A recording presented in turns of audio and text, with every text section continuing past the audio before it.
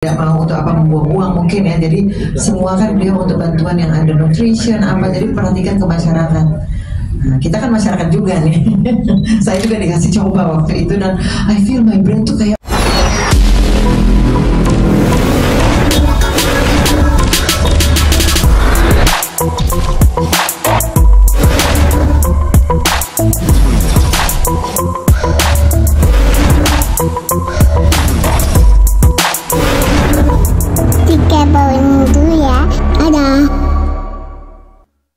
monumental. Silakan perhatiin dokumentasi untuk mengambil gambar.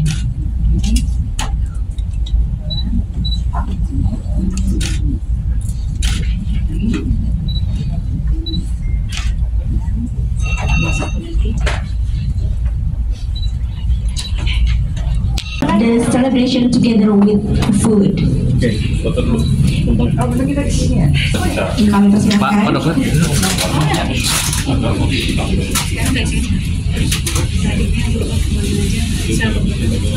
Silakan Prof. Ya.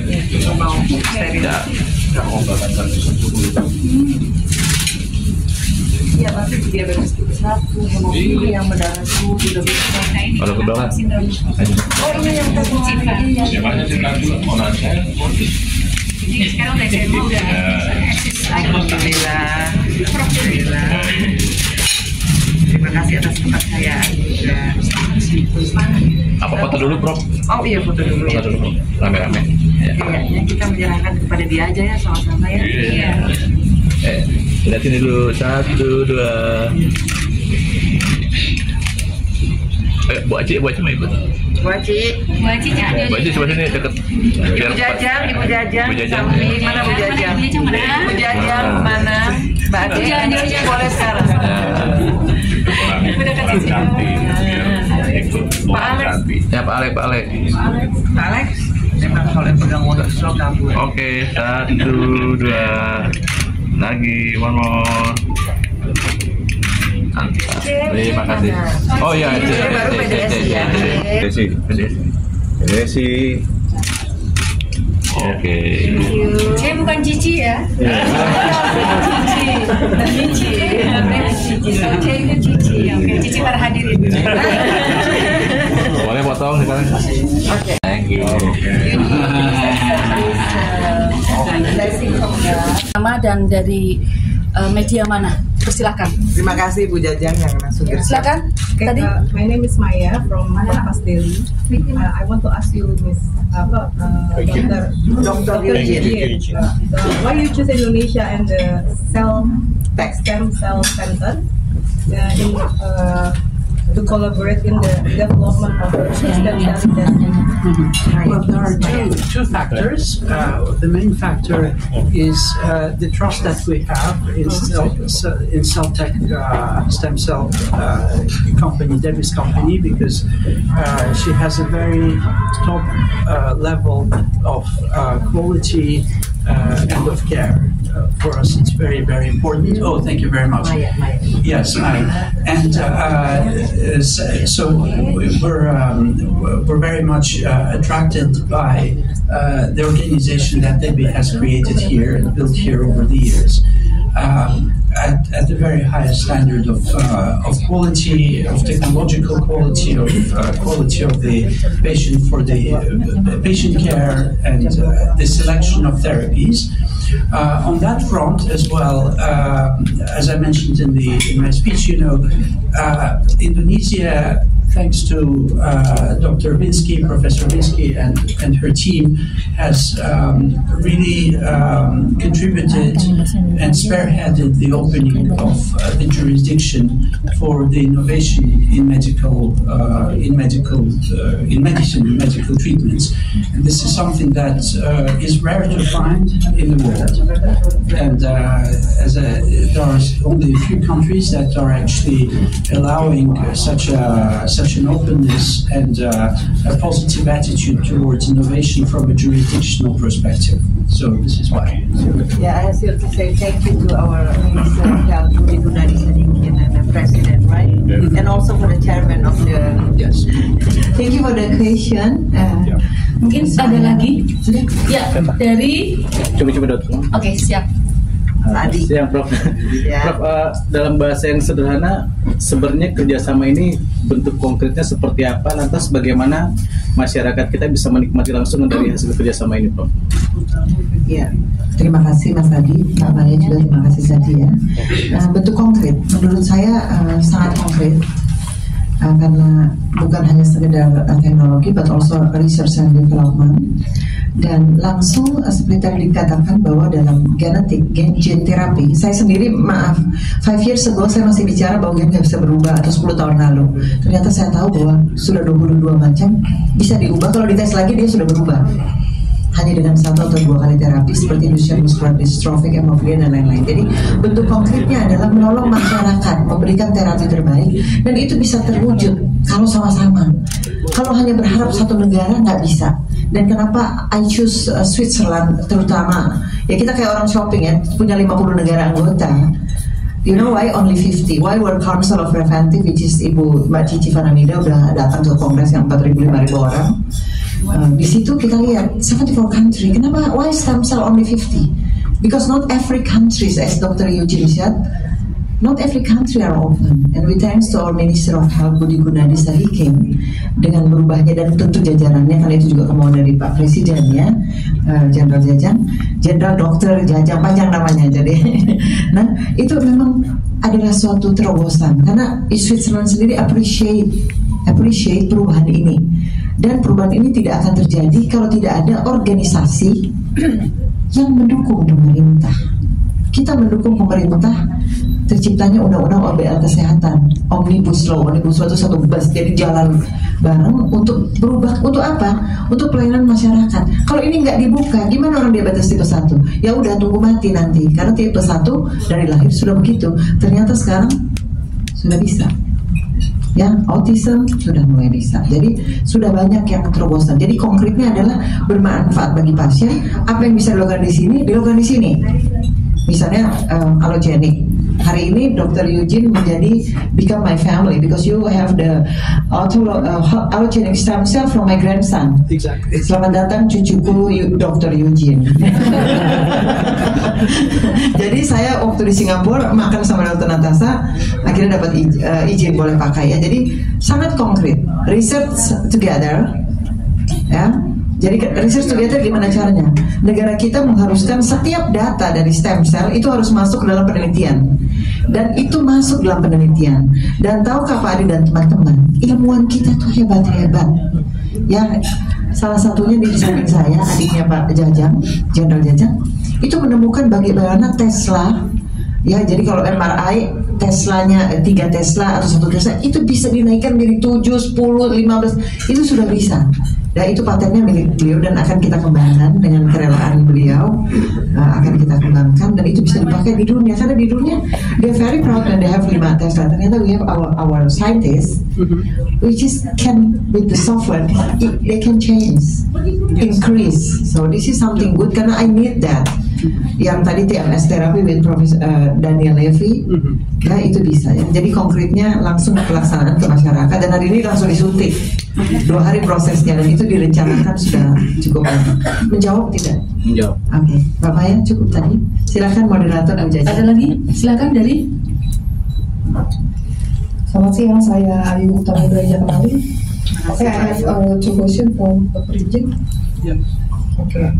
First, how do Swiss stem cells with stem cell biotech support the capacity building of Cellectis laboratory? And the question, what is the main goal of this collaboration in the next 1 to 2 years? Okay. Well, thank you for the question. On the first answer is that so we have with Professor Debbie we have very complementary technologies. In Switzerland, we have, for example, a whole suite of technologies which are focused on autologous stem cells, which are extracted from your own body, and processed in a way that is that has therapeutic meaning. So this is certainly a technology that would be very keen to collaborate in here in Indonesia by importing the knowledge and the know-how. On the second question, this is specific to Swiss Stem Cell Biotech because this is very much focused on the production and on the cell therapies with us. The second project that I also mentioned before, which we think is going to be, which will have a very strong growth, is in the already preventatively storing some blood tissue for people to then have the option in the future to transform those blood into induced pluripotent stem cells and then into functional tissues for specific diseases that they may or may not get in the future. So it's almost like an insurance policy that we can certainly have deployed here thanks to Dr. Binsky's infrastructure in Indonesia. On the second question about the concrete steps, well, that's one of the concrete steps because it's immediate to implement. The second one is also, which is very fast to implement, and we're very concrete in what we want to do, in the sense that we have already essentially something that we can think of a low-hanging fruit that we can do without too much effort and time. So over the 1 to 2 year period, we have a program called Neurofitness in Switzerland at RIU, which is focused on this healthy mind and a healthy body, and this is involving neuroscience, so it's not just the brain but also the full nervous system, and it's a diagnostic workout and a therapeutic protocol that allows you to better your neurological health thanks to technologies such as transcranial magnetic stimulation. So we have very good specialists that we're hoping that you will come here in the next few, and that Dr. Debbie tried. Smart. Yes, exactly. With this sparkling brain after that. So we were thinking of enacting that in the next, literally within the next 2 months, as the European holidays will finish. Thank you. So the next 2 years, I'm looking at. I have vision that we will be able to do it here, and I suggest to my management, where is Mr. Alex, that if we're talking to the journalists, maybe one time we can choose, or mungkin diundi siapa, mungkin ada 5 orang, 3 orang yang bisa mencoba. Karena sejak kena COVID banyak orang mengalami brain fogging. Awal-awalnya rasa nggak sih teman-teman, kadang-kadang kita kok kayak perlu 2 detik gitu, ya kan? Karena virus ini ternyata menyerang bukan cuma paru-paru tapi our brain. HB tuh, Medi suster saya di belakang langsung, iya benar. Karena ada, ya benar kan Bu? Kita rasa betul ya Mbak Cici, kita rasa kayak agak telat mikir 2 detik gitu, kayak masih mikir lari-lari dari mobil apa ya, itu brain fogging. Kadang-kadang saya sedang meneliti itu, jadi I hope nanti teman-teman bisa coba. Sebenarnya karena dia nggak cost beli mesinnya, tapi I'm willing karena kalian semua gimana bisa nulis kalau nggak ngerasa. Jadi mudah-mudahan dengan ya langsung curhat, iya bener Prof, bener ya kan. Jadi kalau mesin terapi bayar berapa juta untuk apa, I can give it to you, dan nanti bisa menulis mungkin ya. Insya Allah berdoa Tuhan kasih rezeki. Jadi mungkin ada yang penyakit apa suatu hari ya, bisa, mudah-mudahan saya berdoa sama Tuhan. Saya juga berpikir, I don't know if you already make the Swiss Foundation, you have to come together with me, so one day we can give some budget for people who can afford. That's my dream. But I wish one day it's not only technology for people who can afford, but also for the people who can afford. And I need the support of the President Prabowo. And as you know, if you see the sign in Rumah Sakit Pusat Pertahanan Negara, logo Semtek sangat besar di sana. Jadi sebenarnya Bapak Presiden juga mendukung dan tidak membangun laboratorium sendiri karena tidak mau untuk apa membuang uang mungkin ya. Jadi semua kan beliau untuk bantuan yang under nutrition apa. Jadi perhatikan ke masyarakat. Nah, kita kan masyarakat juga nih. Saya juga dikasih coba waktu itu dan I feel my brain tuh kayak berpikir cepat sekali. Pak Ketum mau coba nanti? Boleh. Jadi Pak Ketua Umum Perkumpulan Dokter Seluruh Indonesia akan jadi pasien pertama, our first patient in Indonesia. And then Mbak Cici, dan nanti dokter Dora dan dokter Timbul. Walaupun dokter we need that therapy, I tried. Jadi bikin mikir tuh cepet banget. Akhirnya orang sekitar keteteran. Betul nggak Pak Luki agak keteteran ya? Tapi nanti kita coba ya. Mudah-mudahan ada dari antara teman-teman nanti begitu datang cabut blok tray-nya siapa yang dapat. Nanti harus coba ya. Oke. Silakan Pak, Ibu moderator. Tidak banyak sebetulnya, waktunya masih ada, tapi cukup nanti sampai 15 menit. Silakan dari Budi from IndonesianWoman.com. Dr. Eugene, what is the scope of the collaboration expected from this partnership? So we have several. Thank you for the question. We have several strands on which we're working on. Those are actually, we can classify them by the type of therapy,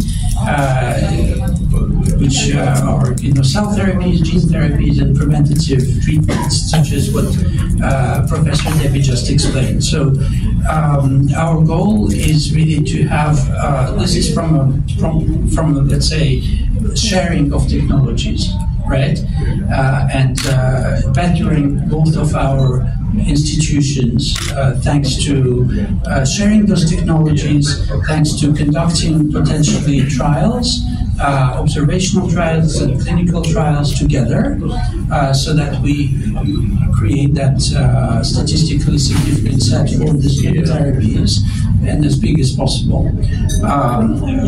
This is our, let's say, functional goal. Our philosophical goal is towards creating a network or strengthening the network of institutions internationally like ours right now to help our patients to choose the best place for their treatment, depending on which therapy is allowed in which jurisdiction. That is very key, because not, as Professor Debbie said already, not every single jurisdiction is equal. Some are very restricted, some are more open.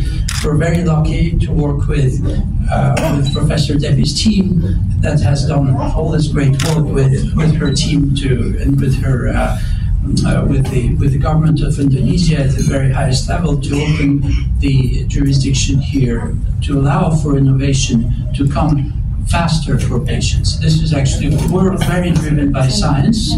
We're scientists, both of us. And for us, it's a shame when we see that science progress, but the actual medical, I would say, practice is lagging. And it's lagging not because the science is not there, but because the law does not allow it.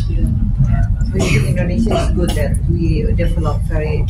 So I think Mas Bayu, Dr. Eugene really appreciate that our country's jurisdiction is follow the science technology, because it's a pity when the science is great but nobody can do it. And think about the patient who has diabetic, susah sekali. Saya punya beberapa pasien seperti itu, jadi baru makan sedikit gulanya langsung naik 400, dan tahu kan kalau 400 akan menyumbat pembuluh darah. Jadi mungkin bagi orang-orang yang berteriak-teriak di jalan agar tidak berubah, dia nggak pernah alami. Saya mengalaminya, saya mengalami keluarga dan stroke, banyaklah nanti cerita-cerita yang seperti itu. Dan tadi pertanyaannya bagaimana ruang lingkupnya, jadi ada riset dan pengembangan. Saya mungkin untuk yang lain juga riset dan pengembangan bersama. Jadi kita memang sudah ada beberapa jurnal, terus transfer teknologi, sertifikasi, standardization. With World Council we can do standardization procedure. Jadi inputnya jadi sama, ada standar. Padahal memang precision medicine setiap pasien beda. Itu paling tidak kita punya patokan, ya. Kemudian hubungan terhadap pengembangan pusat unggulan untuk medical tourism dunia. Tadi Pak Ketua Umum sudah katakan, Jenderal Jajah, bahwa devisa kita harus balik, harus kembali. Kenapa saya ingin stem cell itu orang bisa jadi pusatnya di sini di Indonesia, dan tentu yang bisa di Switzerland silakan aja. Jadi kan kadang-kadang kita punya pasien, we have the patient who do every month the stem cell package, And they said, well, I want to fly to Switzerland to do. Kita open, gak apa-apa. Yang penting dia bikin 6 di sini, 1 di sana gitu. Ibu, Ada lagi tadi? Ya, dari saya Cika dari Indopost. Pertanyaan saya kalian itu untuk Mbak Cici. Melihat kolaborasi ini, kan Mbak Cici kan bisa dibilang iya cukup mudah kan, maksudnya penampilannya, kulitnya gitu kan. Alhamdulillah. Ini tuh kira-kira akan mencoba terapi ini atau gimana? Itu aja. Terima kasih pertanyaannya dari Mbak siapa tadi? Mbak Cika. Iya, alhamdulillah ya. Saya sangat bersyukur dan amat sangat bahagia sekali. Saya bangga sekali ada Profesor Dr. Baby ya, yang beliau adalah presiden dari OSIPM, dan waktu itu saya ingat dinobatkan menjadi ikon dari anti-aging itu tahun 2014 di Paris, dan alhamdulillah sampai saat ini kami masih terus sama-sama setiap kali ada pembaharuan kita selalu bicara, dan saya juga selalu apa yang menjadi keluhan saya selalu bicara sama Prof. Debbie. Dan kalau saya dibilang usia saya sekarang ini sudah berapa ya? Saya sudah hampir 53 tahun. wow, betul sekali. Tapi kalau dibilang masih kelihatan seperti umur berapa ya? 17, wow, bisa aja nih Mbak Jenderal. Sudah terapi. Iya. Jadi pertanyaannya itu, dan saya menjalani terapi dari tahun 2014 bersama Prof. Debbie. Saya sangat yakin dan sangat percaya bahwa terapi itu bisa memberikan selain kesehatan buat diri kita juga ya, dari dalam tubuh kita juga kita memberikan pemikiran-pemikiran yang sangat positif sekali buat kita, sehingga kita bisa bekerja atau berkarya untuk menciptakan suatu, apalagi saya sebagai penyanyi ya, bisa lebih fokus lagi, bisa lebih eksis lagi dalam menjalani karir saya dengan baik. Itu jadi stem cell-nya saya percayakan dan saya yakinkan di Celltech stem cell. Terima kasih.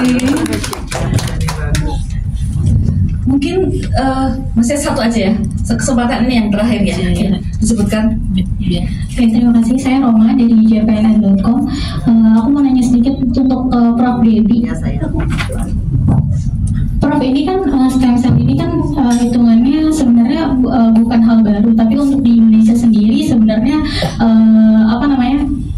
di Indonesia sendiri tuh masih belum familiar gitu dong, karena pengembangannya juga sulit karena harganya mungkin sedikit mahal gitu. Kiranya apakah dengan pengembangan ini harganya nanti akan bisa lebih terjangkau gitu. Kemudian tren stem cell di Indonesia sendiri itu sebenarnya demand-nya dari masyarakat, dari mungkin pasien dokter atau masyarakat gitu, apakah lebih ke kecantikan untuk anti aging, ataukah tadi kan stem cell sebenarnya bisa untuk regeneratif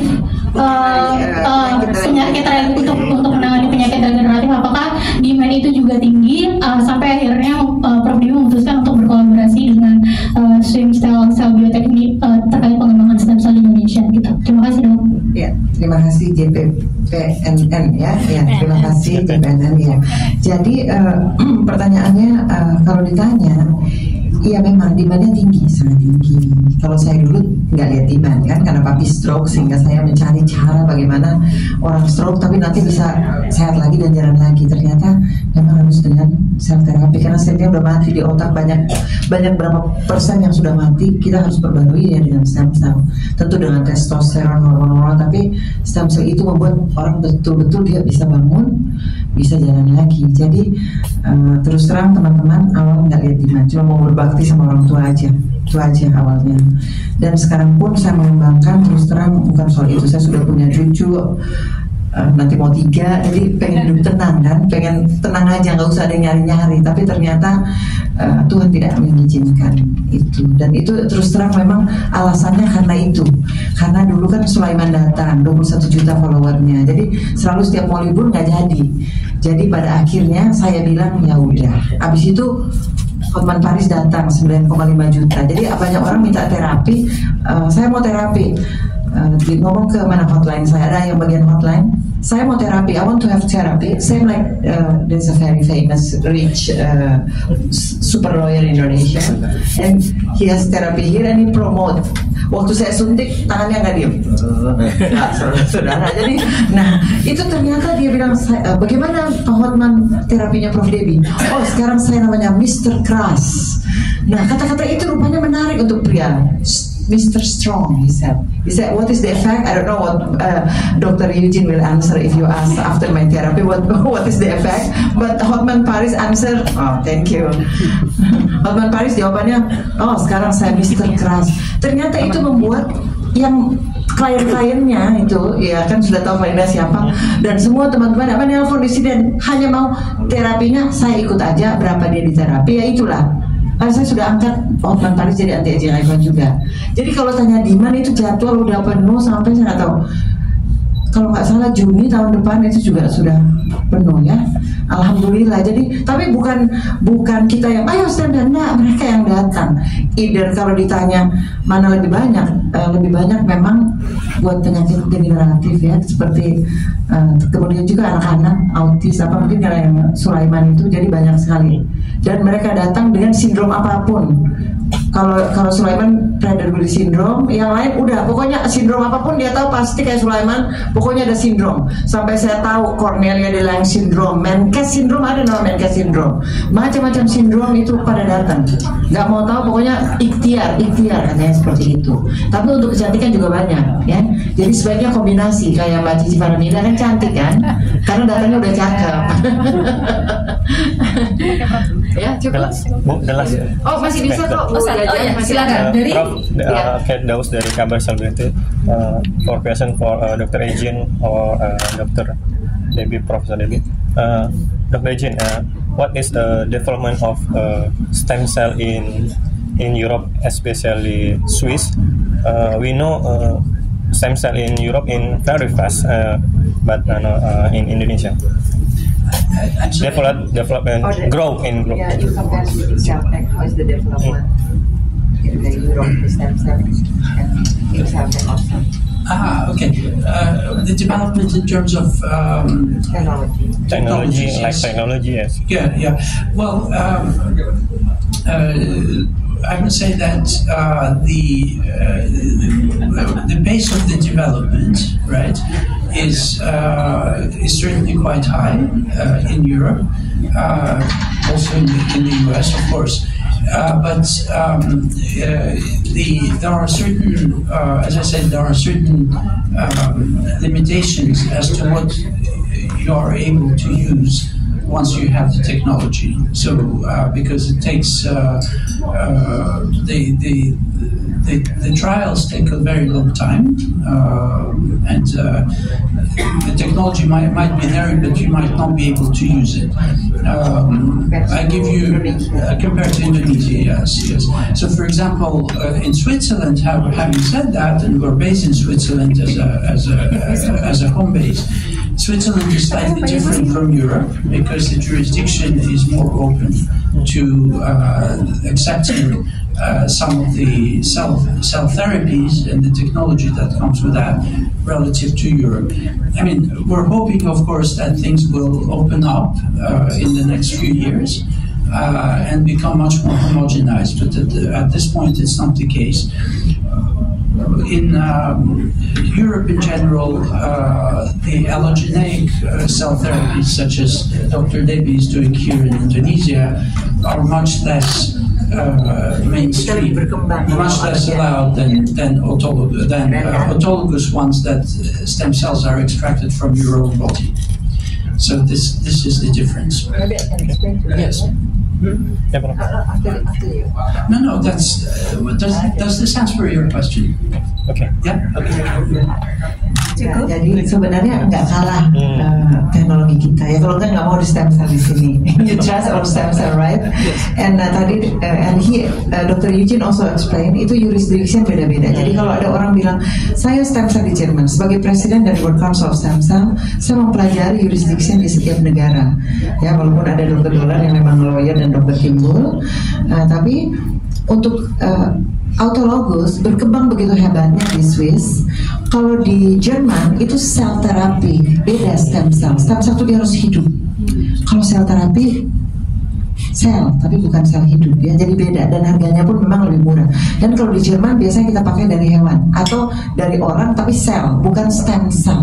Stem cell itu sangat unik, teknologinya lebih mahal. Sebenarnya orang semua heran, wow, Prof. Debbie dibantu oleh negara mana untuk mengembangkan ini? Saya cemburu, boleh ditulis ya, dengan Swiss Stem Cell Biotech, because I know you keep the stem cell, you have biobank, but government bantu simpan sebagian stem cell umbilical cord, tali pusat mereka bayar.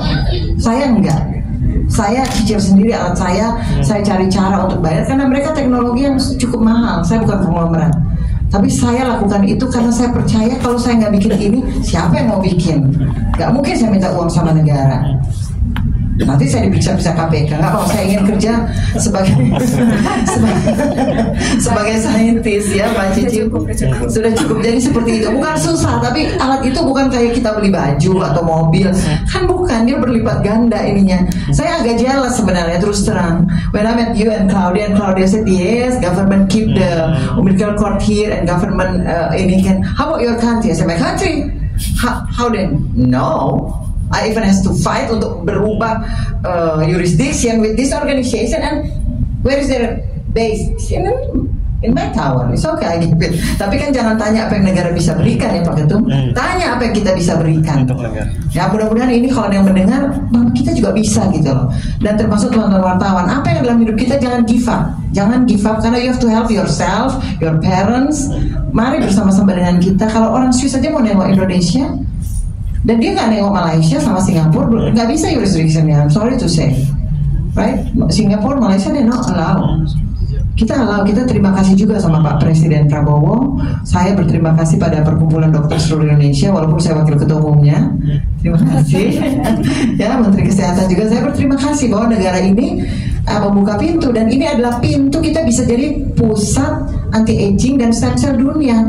Kalau mereka ada, ya mereka datang, mereka bayar, mereka hidup, restoran-restoran pada hidup, kan ekonomi untuk negara kita. Kenapa harus 170 triliun lari keluar negeri per tahun? Kenapa nggak ke sini? Ya, terima kasih teman-teman wartawan semua. Ini pertanyaan terakhir ya Pak Bu Jenderal. Siap. Ya, thank you for your time. Thank you. Dan kalau ada yang perlu lagi silakan ke Bu Aci.